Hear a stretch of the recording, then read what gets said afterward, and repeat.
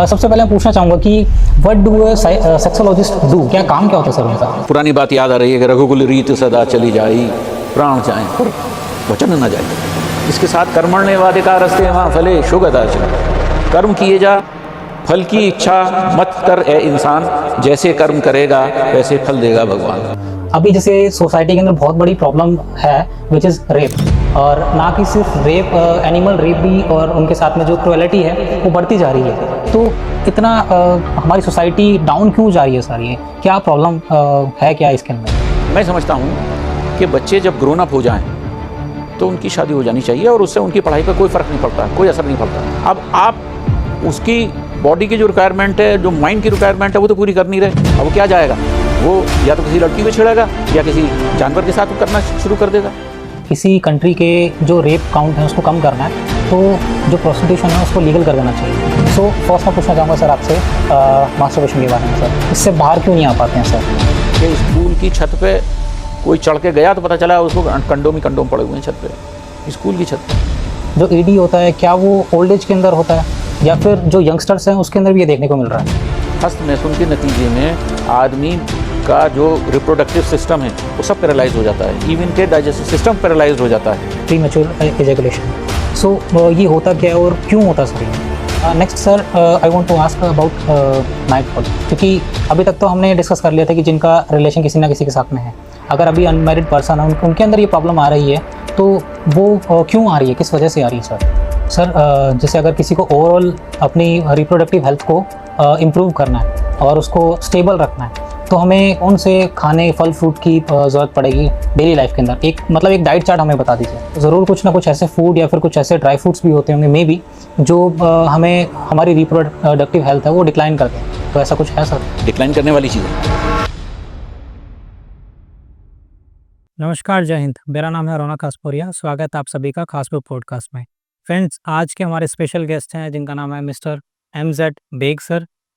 Sir एक sexologist हैं और सर के पास में 40 इयर्स प्लस एक्सपीरियंस है, और इस एक्सपीरियंस के अंदर सर ने 1 लाख प्लस पेशेंट को ट्रीट करा है, उनको कंसल्ट करा है। सो बहुत वाइड एक्सपीरियंस है। आप इंट्रोडक्शन से ही जान गए हैं कि पॉडकास्ट कितना डिटेल होने वाला है। सर बहुत सारे एग्जांपल्स के थ्रू हमें समझाएंगे, बहुत सारे हमें रेमेडीज़ के बारे में बताएंगे और प्रॉपर एक कंसल्टेशन के बारे में बताएंगे। सो अगर आपको सर को कांटेक्ट करना है, he is available in Chandni Chowk Delhi, और सर का जो कांटेक्ट डिटेल्स हैं मैं सभी डिस्क्रिप्शन के अंदर डाल दूंगा।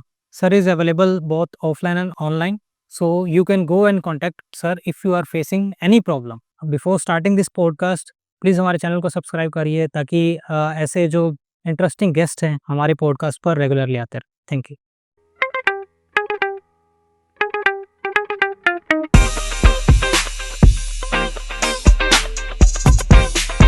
हेलो सर, कैसे हैं आप? I am well by the grace of Almighty. I am pleased to know this thing that you are eager to have something related to my subject. Definitely sir. ये जो topic है बहुत ज़्यादा hidden है society के अंदर, और लोग खुल के बात नहीं कर पाते हैं इसके बारे में, बट कहीं ना कहीं अपनी पर्सनल जो लाइफ है उसके अंदर ये प्रॉब्लम ज़रूर फेस कर रहे होते हैं।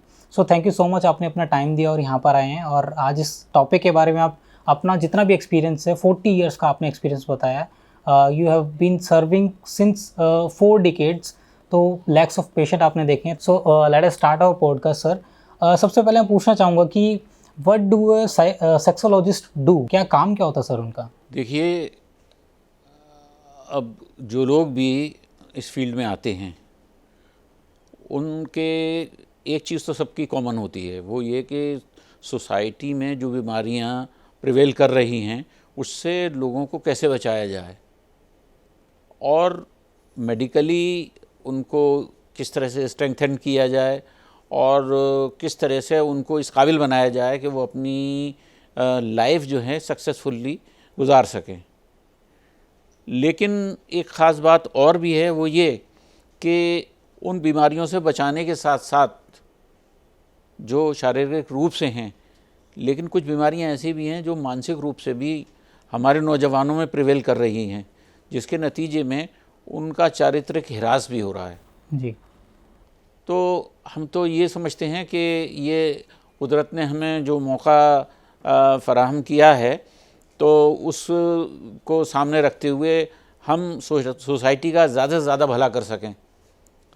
जहाँ तक बीमारी से बचाने का सवाल है वो भी, और जहाँ तक उनके चरित्र को बचाने का सवाल है उस पर भी हम कुछ रोशनी डाल सकें। और मैं पूछना चाहता हूँ दूसरा कि आपने ये फील्ड क्यों चूज़ करा सर? क्योंकि बहुत सारे अलग अलग फील्ड थे अपने उस टाइम पर, बट यही फील्ड क्यों सर? कुछ तो बातें ऐसी होती हैं कि जो पेरेंट्स पर डिपेंड करती हैं। मेरे पेरेंट्स मुझे डॉक्टर बनाना चाहते थे,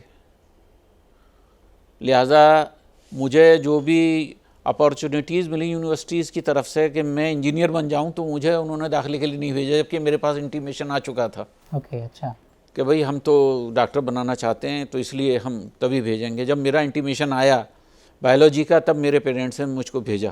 ठीक है। उसके साथ साथ फिर मुझे 10 साल यूनिवर्सिटी में पढ़ने का मौका मिला।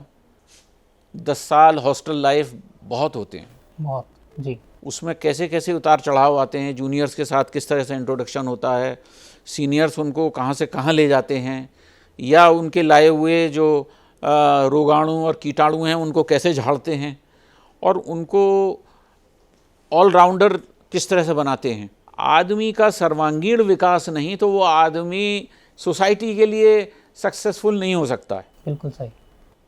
मल्टी डायमेंशनल डेवलपमेंट जब होता है बच्चे का, तो फिर वो सोसाइटी के लिए यूज़फुल होता है।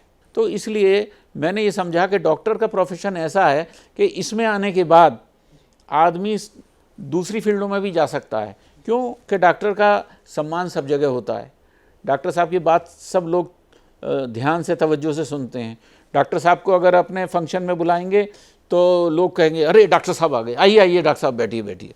तो जो इज़्ज़त हमारे पुरखे डॉक्टरों ने कमाई है कि लोग उन्हें कहते थे कि ये तो भगवान का रूप है, लेकिन आज हम ये देख रहे हैं कि वो भगवान का रूप वाले लोग कहीं शैतान तो नहीं बन रहे हैं। उससे हमें कैसे बचना है और कैसे बचाना है।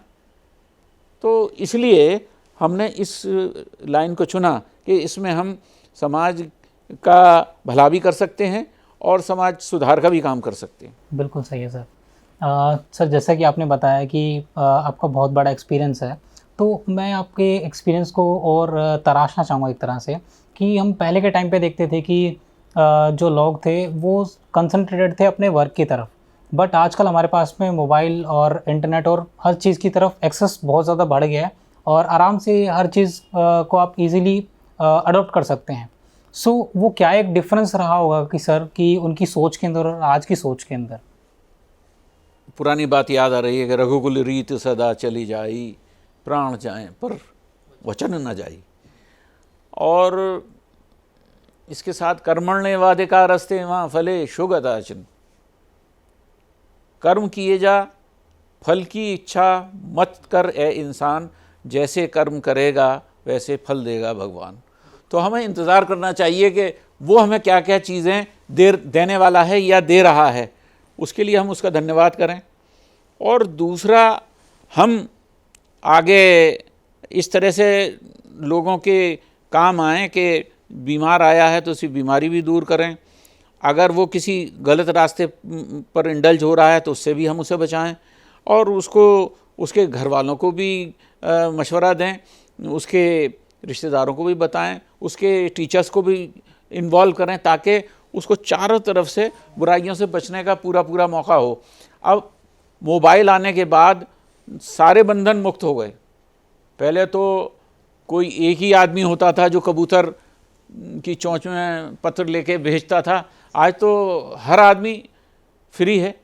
इस पर कोई बंदिश नहीं है, कोई रुकावट नहीं है, कोई भी कुछ भी कह सकता है, कोई कुछ भी उसे उस पर रोक लगनी चाहिए कि डिसिप्लिन भी कोई चीज़ है, चरित्र भी कोई चीज़ है, चारित्रिक विकास भी कोई चीज़ है। हम वल्गरिटी अगर समाज में फैला रहे हैं तो उस पर भी रोक लगनी चाहिए।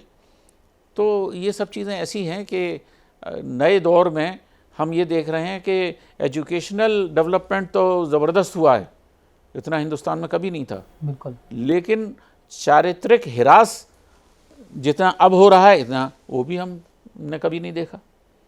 तो उन सब बातों को सामने रखते हुए चलना है। बिल्कुल सही है सर। सर जैसा कि आप बता रहे हैं, एक डिफरेंस बताया आपने, वैसे ही सर आपको नहीं लगता कि ये जो एजुकेशन है, सेक्स एजुकेशन है, ये स्कूल के सिलेबस के अंदर कवर होनी चाहिए? क्योंकि जो वल्गैरिटी स्टार्ट होती है वो ऑब्वियसली जो हमारी रूट है वहाँ से स्टार्ट होती है। अगर वहीं पर ही बच्चों को अगर नॉलेज कर दी जाए, एक्नॉलेज कर दिया जाए, तो ऐसी सिचुएशन आएगी ही नहीं। बच्चों को समझाने के लिए उससे पहले टीचर्स को समझाना पड़ेगा, और उनको समझाने के लिए टीचर्स भी जानते हैं कि भाई 12 से लेकर 15 साल की उम्र तक आदमी के अंदर टेस्टोस्टेरोन डेवलप होता है, बच्चे के अंदर टेस्टोस्टेरोन डेवलप होता है, उसकी वजह से सेकेंडरी सेक्सुअल कैरेक्टर्स डेवलप होते हैं। फिर उसमें विचार भी बच्चे के उस तरफ जाने लगते हैं, और धीरे धीरे इरेक्शन भी आने लगता है। तो अब इस कंडीशन में वो बाहर निकलता है, घर से बाहर जाता है, उसको अगर अच्छे संगी साथी मिल जाते हैं तो वो उन सब बुराइयों से बचते हुए चलता है। अगर उसको साथी गलत मिल गए तो गलत रास्ते पे चलने लगता है। बिल्कुल सही। तो बात यह है कि अगर कामयाब होना है, पंथ पर चलना तुझे तो मुस्कुराकर चल मुसाफिर, कि तुझको आगे ही बढ़ना पड़ेगा, जब तक पड़ा कर्तव्य पथ तब तक मनुष्य, मौत भी आए तो मौत से लड़ना पड़ेगा।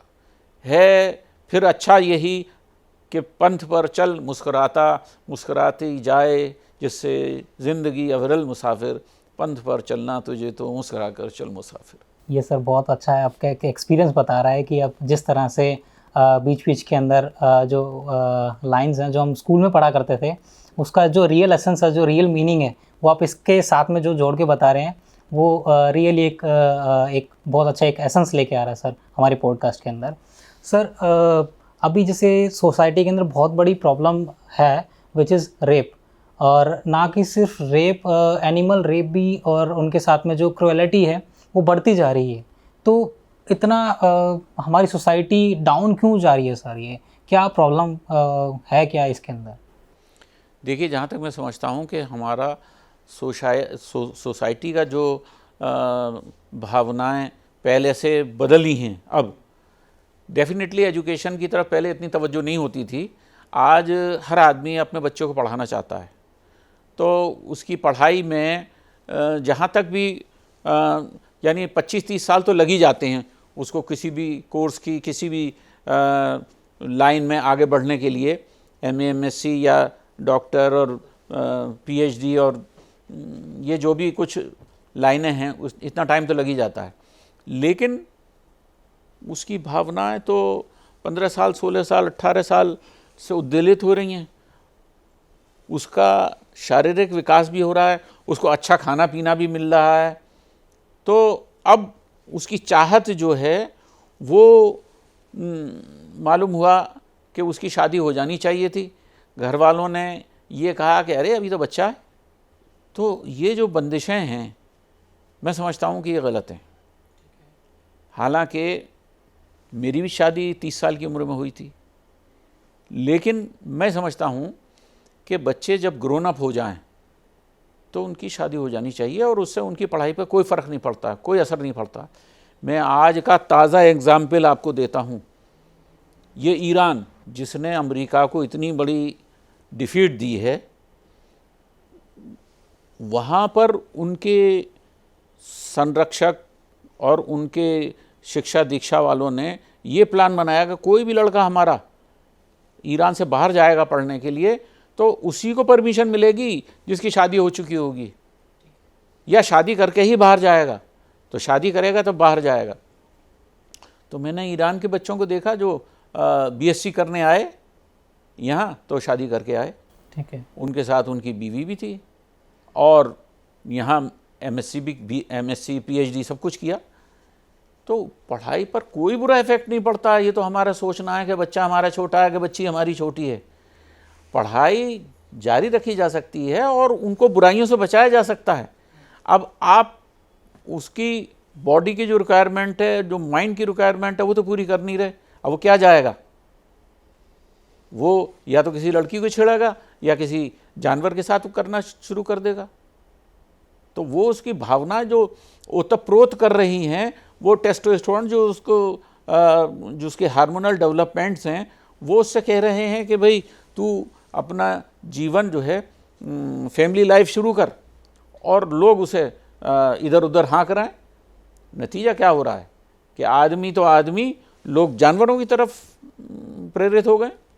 सर, एक मैंने सर्वे पढ़ा था जिसके अंदर बताया था कि अगर किसी कंट्री के जो रेप काउंट है उसको कम करना है तो जो प्रोस्टिट्यूशन है उसको लीगल कर देना चाहिए पूरी तरह से।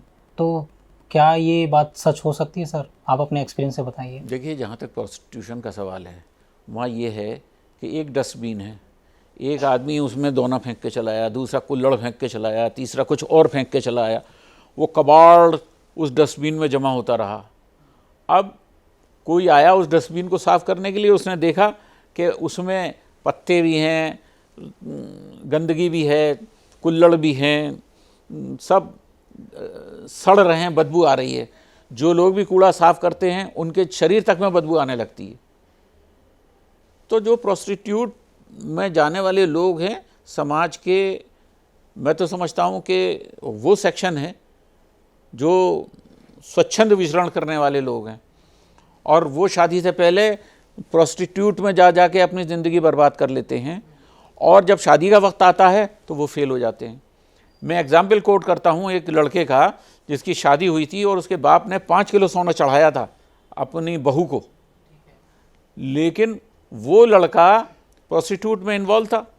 शादी वाली रात वो लड़की ने आके देखा और उसने पहली रात में उसने फैसला कर लिया मुझे नहीं रहना इसमें। वो लड़का फेल हो गया, सेक्स नहीं कर सका। दूसरे दिन लोग मेरे घर पे पहुंच गए कि डॉक्टर साहब देखिए सारे रिश्तेदार जमा हैं घर में, वो खुशी मनाने आए थे या तो गम मनाया जा रहा है। वो लड़की तो छोड़ के चली गई, अब इसे चेक कीजिए, उन्होंने तो केस भी कर दिया है। अब उसका इलाज चला, 3 महीने इलाज किया। इलाज करने के बाद जब लड़का ठीक हो गया, इस काबिल हो गया कि शादी हो सके, तब उसकी कहीं दूसरी जगह शादी हुई। तो prostitution is not a solution for that. मेरे हिसाब से ये होना चाहिए कि हमें एक हेल्दी इन्वायरमेंट अडॉप्ट करना चाहिए। जैसे कि हम टीवी में भी देखते हैं, फिर हमारे जो फ्रेंड्स हैं वो भी कहते हैं कि अगर आप जिम करेंगे, योगा करेंगे, मेडिटेशन करेंगे तो इस पे ज़्यादा फ़र्क पड़ेगा।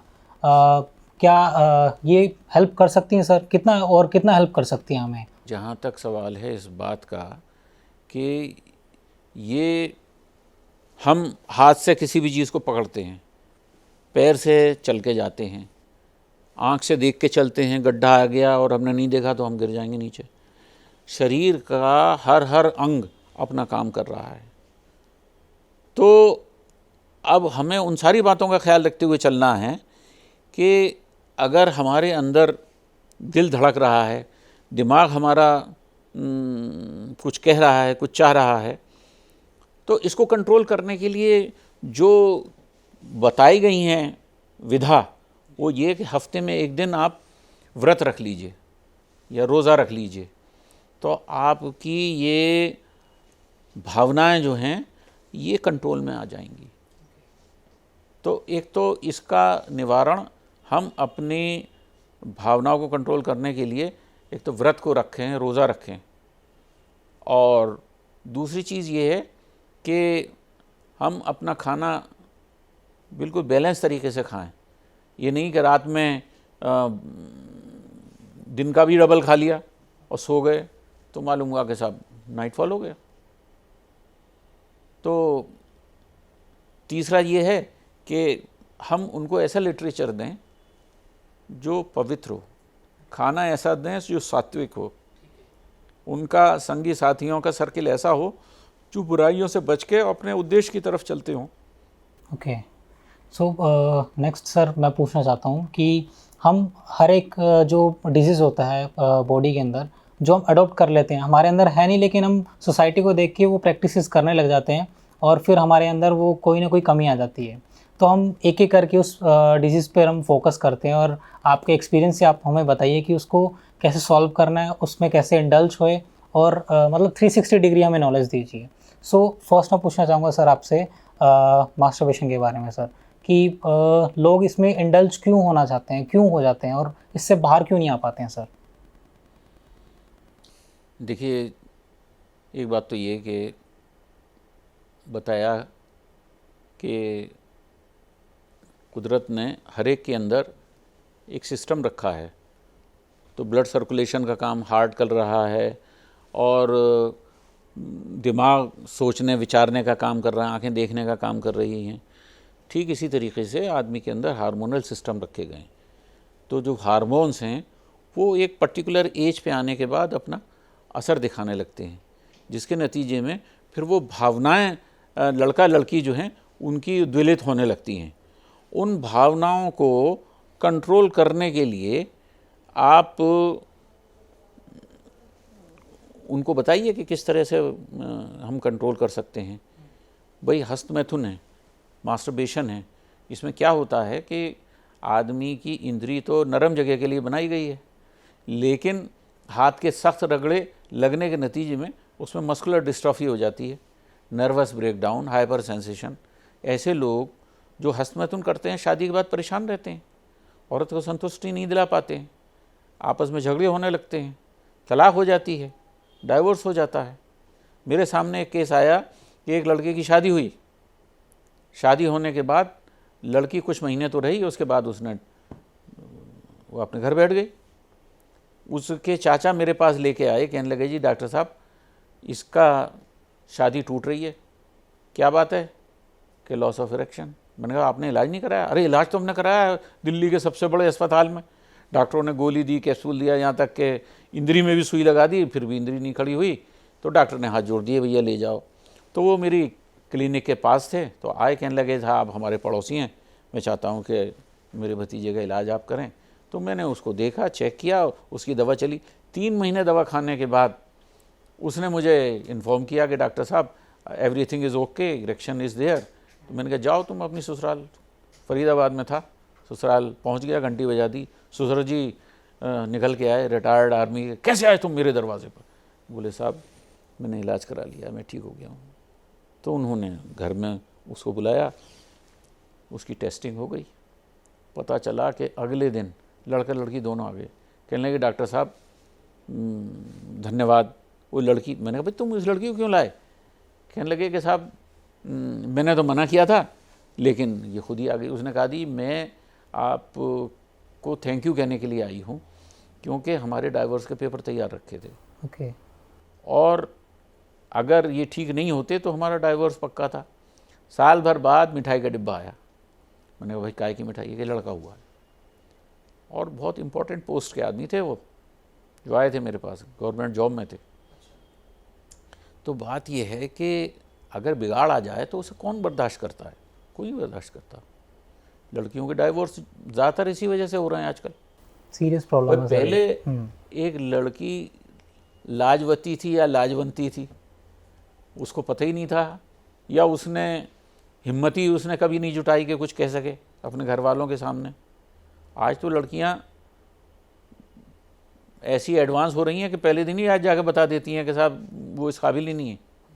एक मेरे पास केस आया एक दुकानदार का, उसका पता चला कि शादी हो गई, 2 महीने तक अपनी बीवी को टहलाता रहा कि अभी तो मेरा टाइफाइड हुआ है, अभी मुझे सर में दर्द है, अभी ये है वो है। 2 महीने के बाद उस लड़की की भाभीयों, जब वो आई अपने मैके, तो भाभी ने पूछा हाँ भाई कैसा हुआ, क्या हुआ? बोले कुछ नहीं, जैसे मैं पहले थी वैसे ही आज भी। तो जब उन्होंने अपने हस्बैंड्स को बताया, नहीं लड़की के भाई को पता चला, तो वो तो पहुंच गए उसकी दुकान पर कि अभी तू नामर्द था तो तूने हमारी बहन की ज़िंदगी क्यों ख़राब की? अब साहब मार्केट के तमाम लोग दौड़ गए उसके ऊपर। 20 लाख रुपया उसको शादी का खर्चा देना पड़ा। तो ये जो स्थिति आ रही है समाज के अंदर, ये तो बड़ी भयावह है। जो आदमी, किसी लड़की ने बता दी तो ये रूप इख्तियार कर लेता है, और नहीं बताई तो बेचारी घुट घुट के मरती रहती है। या समाज के अंदर इस तरह के बिगाड़ आ रहे हैं तो देखिए कोर्ट में कितनी लाइन लगी पड़ी है।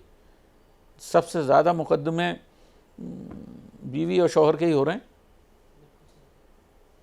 तो इससे हम दोनों को बचाएं। जो बीमार हो गया जाहिर सी बात है उसका तो सॉल्यूशन सिर्फ इलाज में ही है, और जो नहीं बीमार पड़ा है उसे बीमार पड़ने से पहले तदबीर और तरकीब बताई जाए कि भाई तुम ऐसे बच सकते हो। उनका खाना पीना कि भाई ये चीज़ तुम खाओ, तुम्हारे अंदर भावनाएं जो हैं भड़केंगी नहीं। नॉन वेज वाले लोग जो हैं उनके अंदर ये भावनाएं खूब भड़कती हैं। ठीक है, लड़का अगर अभी शादी नहीं कर सकते हैं तो उसको हल्की डाइट रखें, फिर उसके साथियों को सेलेक्ट करें कि भाई कौन से अच्छे हैं साथी, जिनकी फैमिली बैकग्राउंड अच्छी है, बुराइयों से बचते हैं, भलाइयों की तरफ जाते हैं, तो ऐसे लोगों से उनकी दोस्ती कराई जाए। रिश्ते भी ऐसे ही तलाशे जाएं कि जिन अच्छे संभ्रांत परिवारों में, जिन्होंने चरित्र पर पूरा ध्यान दिया है, जिनकी माँओं ने अपनी बच्चियों को इस तरीके से पाला है कि वो लड़कियां अपने घर का नाम करेंगी अगर ससुराल में जाएंगी तो ये सारी चीज़ें संभालने की हैं, देखभाल करने की है और बुराई से बचाने की हैं। अगर इस पर हमने ध्यान नहीं दिया तो हमसे हमारा वही हाल होगा जो यूरोप का हो रहा है। बिल्कुल सही है। मालूम हुआ कि स्कूल की छत पे कोई चढ़ के गया तो पता चला उसको कंडोम ही कंडोम पड़े हुए हैं छत पे, स्कूल की छत पे। वहाँ करेक्टर नाम की कोई चीज़ नहीं है। भाई पहले हम सुनते थे money is lost, nothing is lost, health is lost, something is lost, character is lost, everything is lost. तो हमने तो करेक्टर को उठा के भेज दिया है, यूरोपियंस के नाम, अंग्रेज़ों के नाम भेज दिया है। तो सर ये जो प्रॉब्लम है ये मेंटल प्रॉब्लम है, फिजिकल प्रॉब्लम है, या फिर हमारी जो ट्रेंड चेंज हो रहा है कि हम ट्रेंड अपना रहे हैं वेस्टर्न कल्चर के, इसकी प्रॉब्लम है? क्योंकि आजकल लाइफस्टाइल इतनी डिप्रेस्ड हो गई है, लोग अपने आप में इतना बिजी हो गए हैं, मे बी इसका कारण हो सकता है। बट आपके बहुत ज़्यादा एक्सपीरियंस है, उसमें आप क्या कहना चाहेंगे सर? बच्चों में अगर ये आदत पड़ गई है और उसके नतीजे में एक बड़ा ख़तरा ये होता है कि उसमें मस्कुलर डिस्ट्रॉफी हो जाती है। ठीक है। मसल्स जो हैं वो डिस्ट्रॉय होने लगती हैं, नर्वस सिस्टम वो डैमेज होने लगता है, ब्लड सर्कुलेशन इफ़ेक्टेड होने लगता है। नतीजा ये होता है कि शेप, साइज़, सारी चीज़ें बदल जाती हैं। और वो अभी तो मज़े मज़े के चक्कर में वीर बहा रहा है, लेकिन फिर आगे चल के वीर जब होगा ही नहीं तो फिर बच्चे कैसा पैदा होंगे। आजकल देखिए कितना वीर का इतना हिरास हो रहा है, नालियों में बहाया जा रहा है। फिर शुक्राणुओं की इतनी मात्रा घट रही है कि पहले अगर 100 मिलियन होते थे स्पर्म काउंट, आज घटते घटते घटते घटते 40 पे आ गए। और स्पर्म काउंट घट रहे हैं तो उसकी वजह से यही समस्याएं आ रही हैं कि साहब हम सीमेन दीजिए, उसमें से हम स्पर्म कलेक्ट करेंगे और फिर सिरिंज से हम इंसर्ट करेंगे, तब जाके बच्चा होगा, IVF। लेकिन वो भी सबका सक्सेसफुल नहीं होता है। तो ये मोबाइल है, जेब में डाले हुए फिर रहे हैं, यहाँ इसकी रेज निकल रही हैं जो हमारे शरीर को इफेक्टेड कर रही हैं, उसमें स्पर्म काउंट मर रहे हैं। एक्सरे प्लांट होता है, वहाँ अगर कोई टेक्नीशियन वहाँ खड़ा हुआ है और एक्सरेज निकलेंगी तो उसकी टेस्टीज में रेज जाएंगी, उसको डिस्ट्रॉय करेंगी, उसके स्पर्म काउंट को डिस्ट्रॉय करेंगी।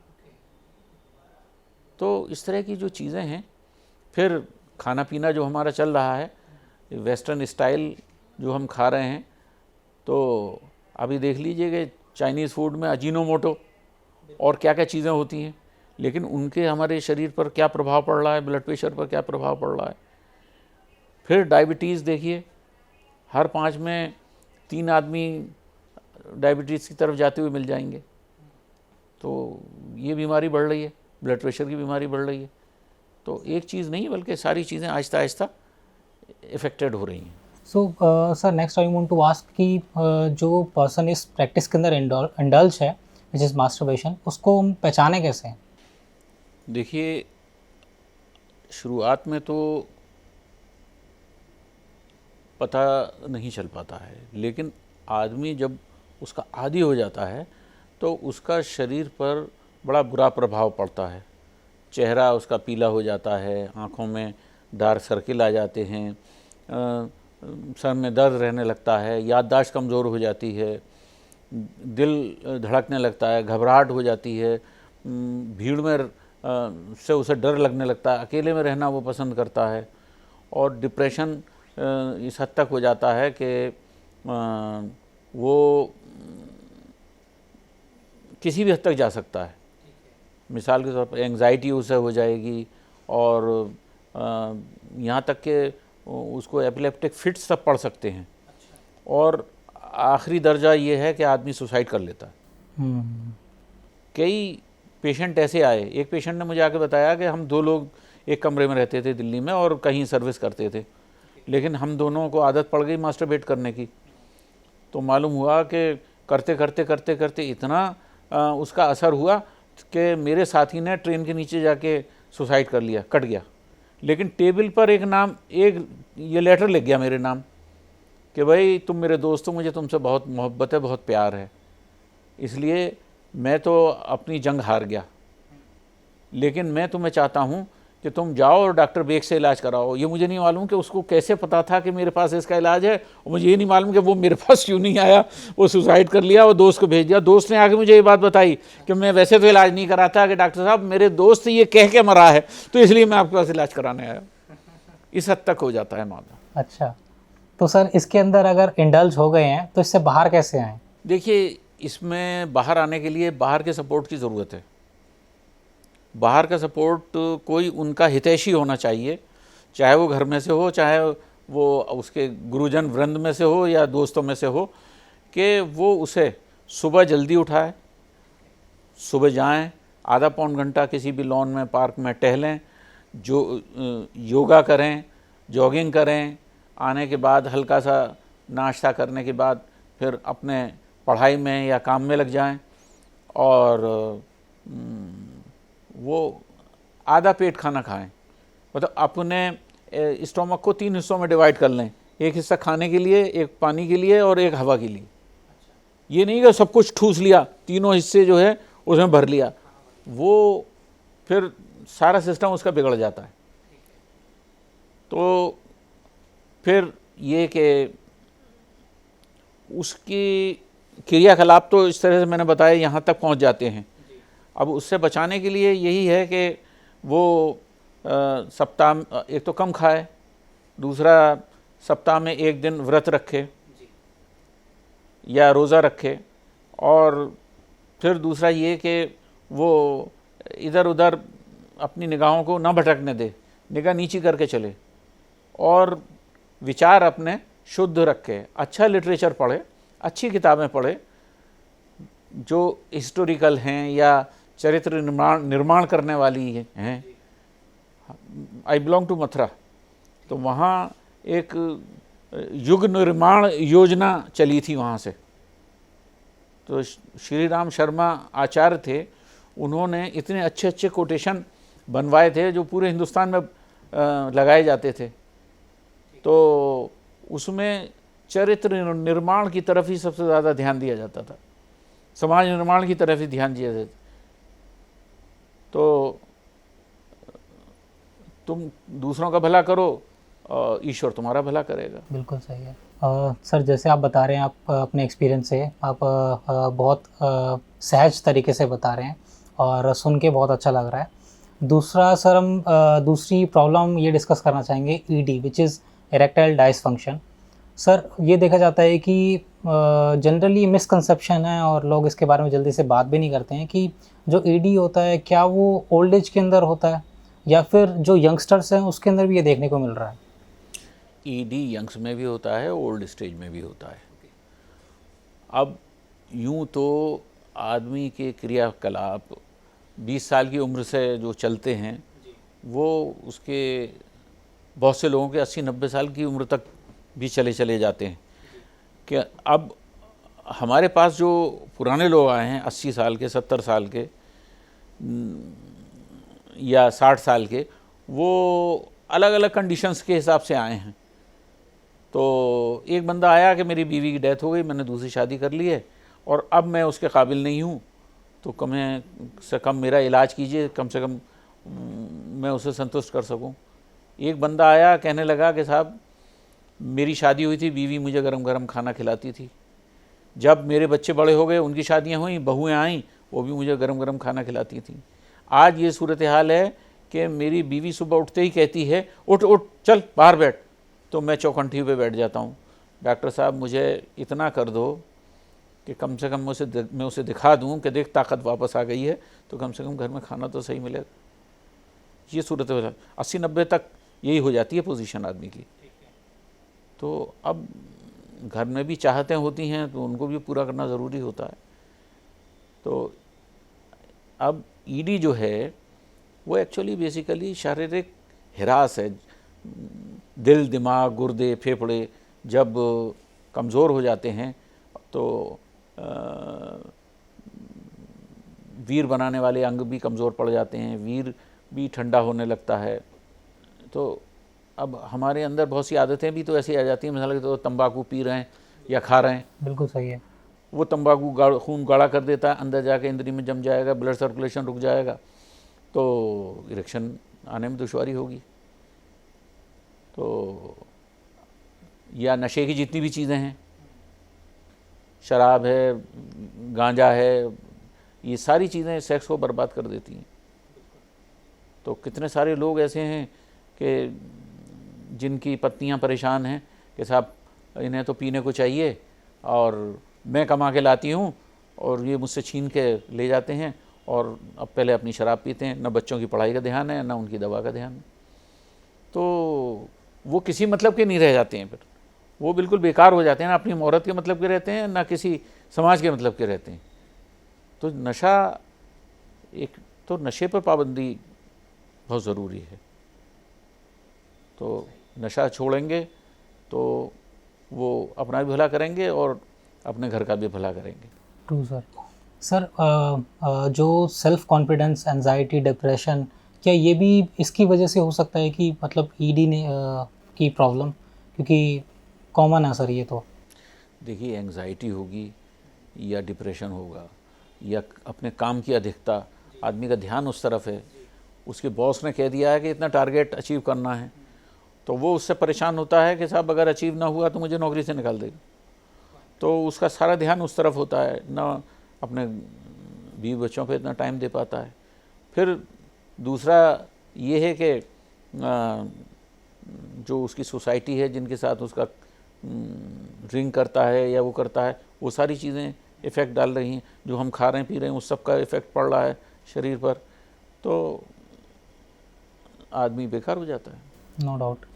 सर जैसे हमने अभी एक टॉपिक को पहले टच करा था विच इज़ मास्टरबेशन, क्या उसकी वजह से ईडी हो सकता है? जी, हो सकता है। तो उससे बचे कैसे सर फिर? बचने का तो वही सिलसिला है, वहीं से शुरू करना पड़ेगा कि हमारा दिनचर्या जो है उस पर काम करना पड़ेगा। सुबह जल्दी उठें, व्यायाम करें, दौड़ें, भागें, और फिर घर पे आके स्नान करें, फिर नाश्ता करके फिर अपने काम में लगें, फिर भरपूर रात में सोएं, नींद पूरी होनी चाहिए, ये नहीं कि नींद पूरी नहीं है, और जल्दी सोएं तो फिर जल्दी उठें, और फिर उसके हिसाब से शरीर को स्वस्थ रखने वाले, शरीर को ताकत देने वाली चीज़ें हमें लेनी चाहिए। हमारा दिल भी मजबूत होना चाहिए, दिमाग भी मजबूत होना चाहिए, आँखें भी मजबूत होनी चाहिए, तो लिवर भी मजबूत होना चाहिए। हस्त मैथुन के नतीजे में आदमी का जो रिप्रोडक्टिव सिस्टम है वो सब पैरालाइज हो जाता है, इवन के डाइजेस्टिव सिस्टम पैरालाइज्ड हो जाता है, यानी कब्ज़ रहने लगता है, लेटरिन साफ़ नहीं आती है, भूख खुल के नहीं लगती है, और फिर इरेक्शन भी नहीं हो पाता है, स्खलन भी जल्दी हो जाता है, फिर सर में दर्द रहने लगता है, चक्कर आने लगते हैं, घबराहट रहने लगती है, निगाहों की रोशनी धीरे धीरे कम होने लगती है और आदमी श्रिंक होने लगता है। चेहरे का नूर, जिसे तेज कहते हैं, जिसे रौनक कहते हैं, वो चली जाती है। ठीक है, तो इसका सर कोई घरेलू इलाज होता है? अगर होता है तो मतलब प्लीज़ हमें डिटेल में बताइए सर। ये ऐसा डिटेल्ड सब्जेक्ट है, इस पर बहुत कम काम हुआ है, इस पर रिसर्च वर्क नहीं हुआ बिल्कुल, बस इसको तो अलटअप ऐसे ही कह के टाल दिया गया। इस पर कुछ लोगों ने काम किया है, तो कुछ दवाएं बनाई गई हैं, वो दवाएं काम करती हैं, तो उनका इस्तेमाल करने से ये बीमारी ख़त्म हो जाती है। तो next sir I want to ask कि इसी से ही टॉपिक रिलेटेड है। अभी हमने ईडी डिस्कस करा, अभी हम पी डिस्कस कर लेते हैं, which is premature ejaculation. So ये होता क्या है और क्यों होता सर ये? प्री मैच्योर एजैकुलेशन में भी सबसे पहले हस्त मैथुन की अधिकता है, सेक्स की अधिकता है, वीर का अधिक मात्रा में बनना, वीर का गर्म हो जाना, या ये कह सकते हैं कि इंद्री की जो नसें हैं वो उनकी होल्डिंग कैपेसिटी कम हो जाती है और उनमें उन नसों में फैलाव आ जाता है। तो शारीरिक रूप से आदमी को बलिष्ठ बनाना है, दिल दिमाग जिन हस्त मैथुन से जो कमज़ोरियाँ आई हैं पहले उसे दूर करना पड़ता है, तब जाके आदमी इस काबिल हो सकता है कि उसको प्रीमेच्योर इजैकुलेशन या अर्ली डिस्चार्ज की दवाएं दे के उसको ठीक किया जा सकता है, आदमी ठीक हो जाता है। ठीक है, तो सर इसके अंदर अगर आपने देखे जो सोसाइटी का एक रोल रहता है, जैसे कि हमने भी डिस्कस करा था कि इंटरनेट बहुत इजीली एक्सेसिबल है सब जगह, तो क्या जो हमें मूवीज़ नहीं देखनी चाहिए, जो ऐसी वेबसाइट जो हमें नहीं चलानी चाहिए, अगर हम उसको एक्सेस करते हैं और हम एक्सेस में इतना ज़्यादा उसको देख लेते हैं, तो क्या वो भी इस प्रॉब्लम को बढ़ावा देती है?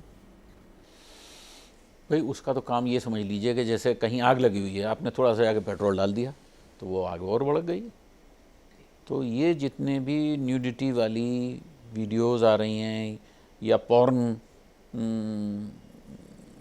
वीडियोज़ आ रही हैं, ये आदमी के कम से कम 25, 30, 40 साल की उम्र तक लोगों को उनके जज्बात को भड़का रही हैं।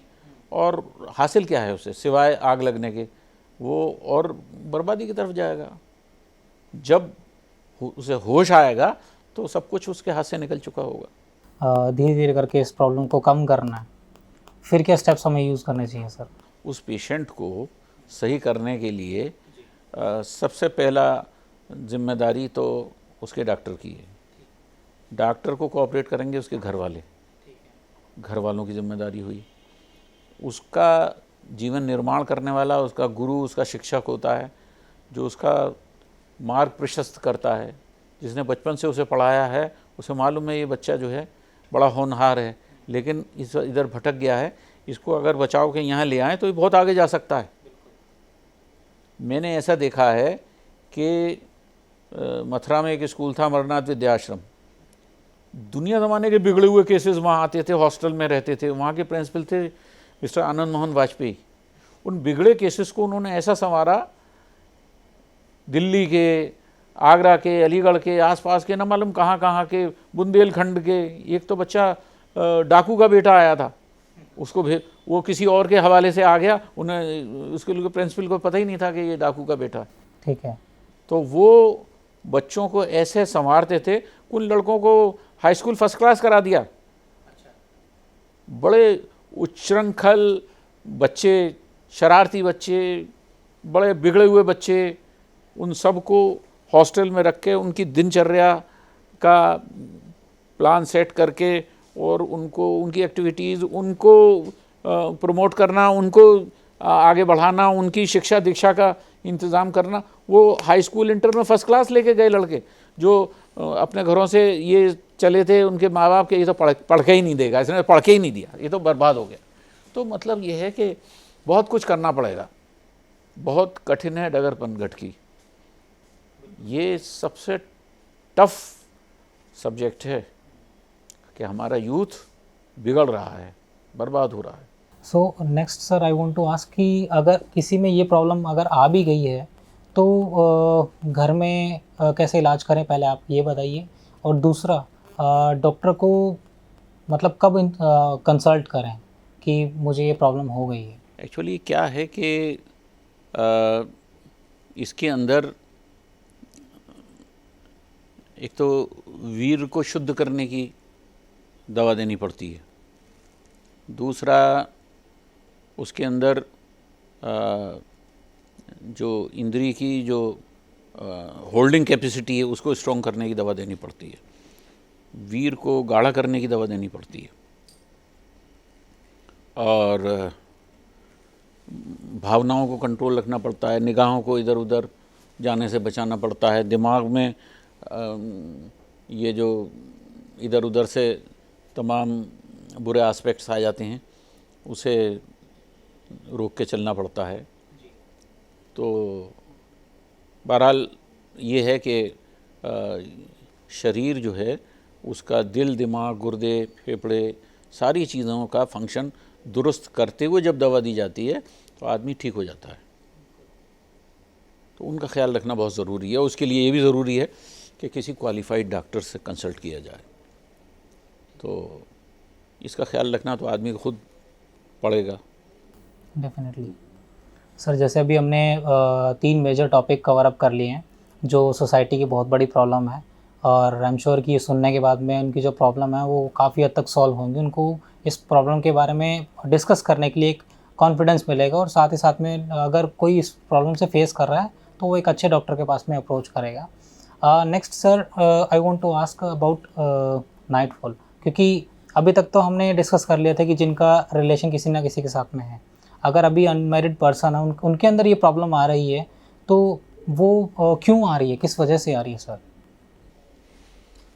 अनमैरिड आदमी को अगर नाइटफॉल होता है तो पहली बात तो ये कि ये नेचुरल प्रोसेस है कि महीने में 2-3 बार अगर हो जाता है नाइटफॉल तो ये कोई बीमारी नहीं है।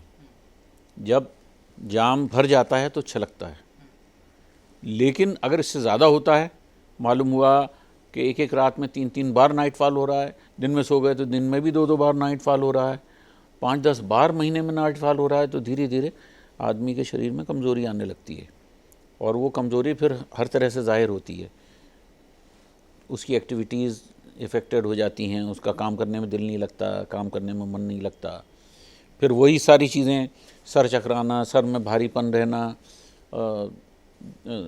दिल पर घबराहट, कब्ज़ का रहना, ऐसे लोगों को कब्ज़ पहली शिकायत होती है, तो उसका कब्ज़ दूर करना पड़ता है।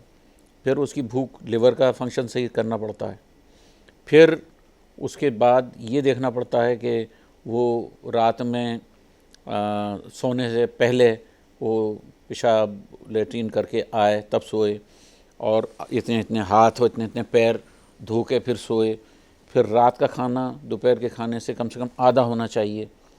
अगर दिन में 4 रोटी खा रहा है तो रात में सोते वक्त 2 रोटी खाए। और सुबह जल्दी उठना, फिर सुबह पार्क में टहलने के लिए जाना, क्योंकि सूरज की जो अल्ट्रा वायलेट रेज़ होती हैं वो आदमी के अंदर उसको, शरीर को निरोग बनाती हैं। शरीर में हार्मोनल डेवलपमेंट होता है जो आदमी को निरोग करता है, तो उसका भी फ़ायदा लेना चाहिए।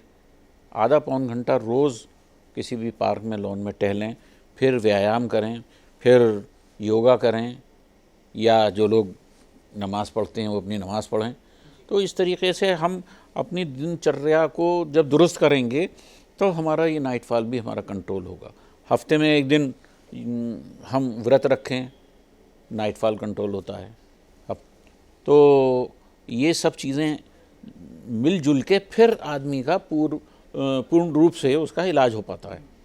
फिर उसमें दवाएं भी दी जाती हैं, और बाकी चीज़ें ये बताई दी हैं। इन सब को सामने रखते हुए इलाज चलेगा तो आदमी ठीक हो जाता है।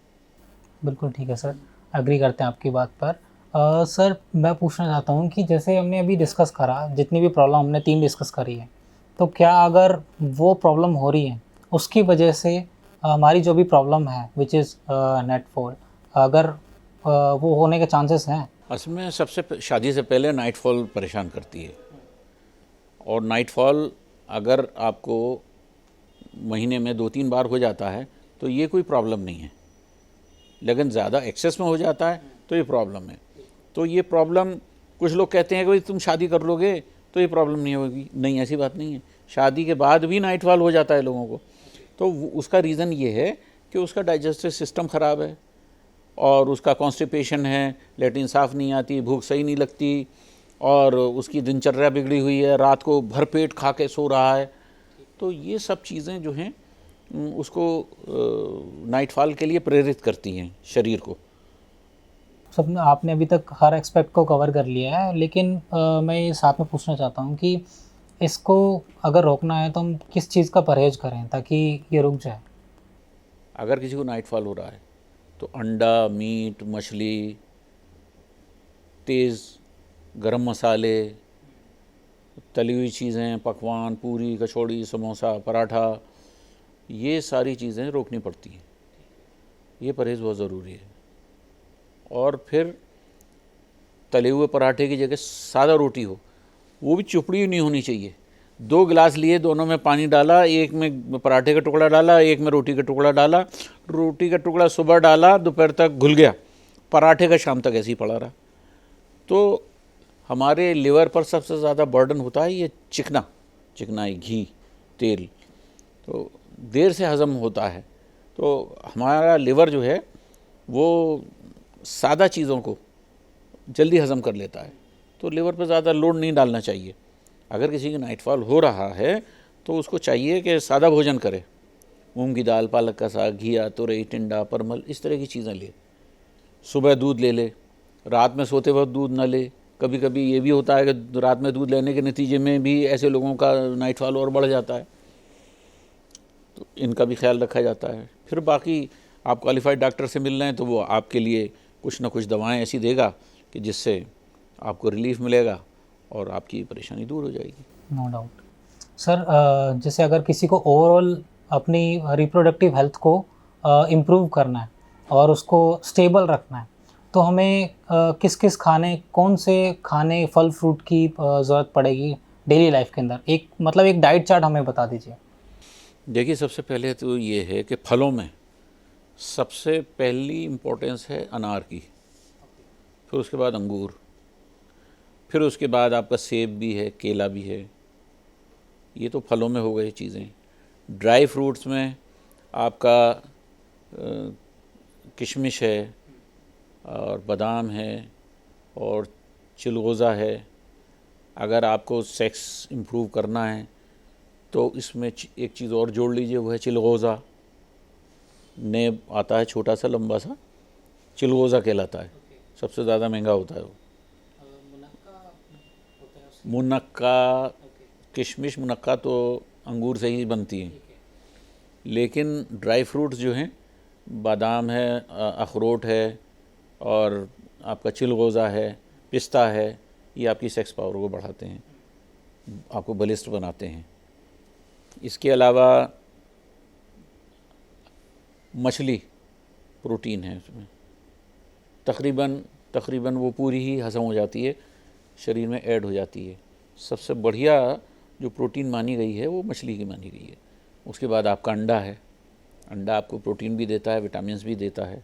अभी अगर हम बात करें कि जो वेजिटेरियन लोग हैं, अगर वो अडॉप्ट करना चाहते हैं कि हम कुछ ऐसा खाएं, अपनी डाइट के अंदर कुछ ऐसा शामिल करें ताकि हमारी जो रिप्रोडक्टिव हेल्थ है वो मेंटेन रहे, प्लीज़ उसके बारे में भी हमारी ऑडियंस को बताएं सर। लहसुन बहुत हेल्पफुल है सेक्स पावर को बढ़ाने में। दूसरा है प्याज, तीसरा है कद्दू, चौथा है गाजर, शलगम, और दूसरा बीटरूट। ये सब्जियां ऐसी हैं जो आदमी की सेक्स पावर को बढ़ाती हैं।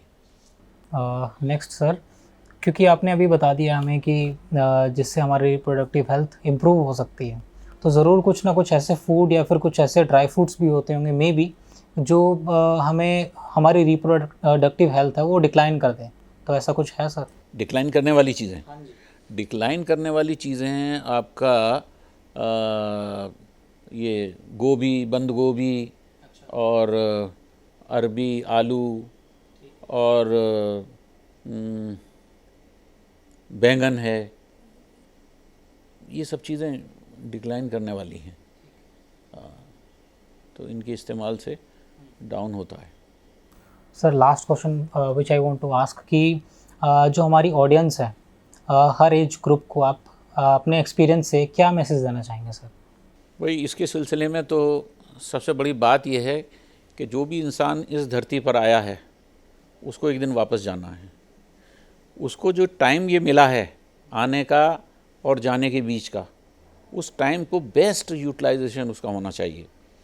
बेस्ट यूटिलाइजेशन के लिए जो ईश्वरीय आदेश हैं उनका अनुसरण करना चाहिए। Surrender to the will of God, ईश्वर के सामने समर्पण कर देना। हे प्रभु, तू जैसे कहेगा वैसे मैं चलूँगा, तू जिसको कहेगा उसे मैं छोड़ दूँगा, तू जिसके लिए तू कहेगा कि इसको इख्तियार करो मैं उसको इख्तियार करूँगा, तू कहेगा कि ये धन तुम्हारे लिए बुरा है तो उसको मैं छोड़ दूँगा। मैं अपनी कमाई से साईं इतना दीजिए जामे कुटुंब संभाए और मैं भी भूखा ना रहूं और साधु भूखा ना जाए। मुझे ये तमन्ना है, ये नहीं कि मैं अपनी औलाद के सामने इतना सारा दौलत छोड़ कर चला जाऊं कि मेरे बाद वो और मुसीबत में फंस जाएं और बर्बादी की तरफ रास्ते निकल चलें। अक्सर देखा है कि औलादें जो बिगड़ती हैं ज़्यादा दौलत आने की वजह से बिगड़ती हैं। किसी के पास दौलत की कमी है तो वो इतना नहीं बिगड़ेगा, लेकिन जो बिगड़ेगा वो धनाढ्य लोगों की औलादें ज़्यादा बिगड़ती हैं। तो अब यही है कि जो कुछ हमें ज़िंदगी मिली है 60 साल, 70 साल, 50 साल, 20 साल, उसमें हम एक तो ईश्वर की रस्सी को मजबूती से थाम लें और उसको न छोड़ें। हम अपनी वाइफ के अलावा दूसरों की तरफ नज़र उठा के न देखें। हम अपने बच्चों के लिए जो भला कर रहे हैं वही अपने रिश्तेदारों के लिए भी सोचें। हमारे रिश्तेदारों में कोई अगर नहीं पढ़ पा रहा है तो कुछ उसकी फ़ीस दे दें, उसके बस्ते के पैसे दे दें, उसकी किताबों के पैसे दे दें कि कम से कम वो पढ़ जाएगा तो 2 वक्त की रोटी तो कमा सकेगा, खा सकेगा। तो उनके लिए जो हम भला कर सकते हैं, हम अपने पड़ोसियों के लिए जो भला कर सकते हैं वो करें। ये सब चीज़ें ऐसी हैं कि जिसको हम अगर पैसा कमा रहे हैं तो वो भी है तो नेकियां भी कमाएं। ऐसा नहीं कि साहब हमने पैसा कमा लिया तो नेकियां नहीं कमाएं। उस पैसे से भी हम नेकियां कमा सकते हैं। किसी की लड़की जवान हो गई है, उसकी शादी नहीं हो पा रही है, पैसे नहीं है, अगर हम उसमें पैसे लगा दें तो ये बहुत अच्छा व्यापार है। कोई भूखा है उसको हम उसके घर में राशन भरवा दें, वो मजबूर है। कोई बूढ़ी औरत है उसके घर में कोई है नहीं उसे खिलाने पिलाने वाला, तो उसके लिए हम कुछ बंदोबस्त कर दें। कोई मरीज़ है हमारे पड़ोस में जो इलाज नहीं करा सकता है, इमरजेंसी हो गई, उसे अस्पताल पहुंचाएं, गाड़ियाँ मेरे पास, गाड़ी में लेकर उसे पहुंच जाएं, उसके लिए दवा का इंतज़ाम कर दें, तो ये भी एक भलाई है।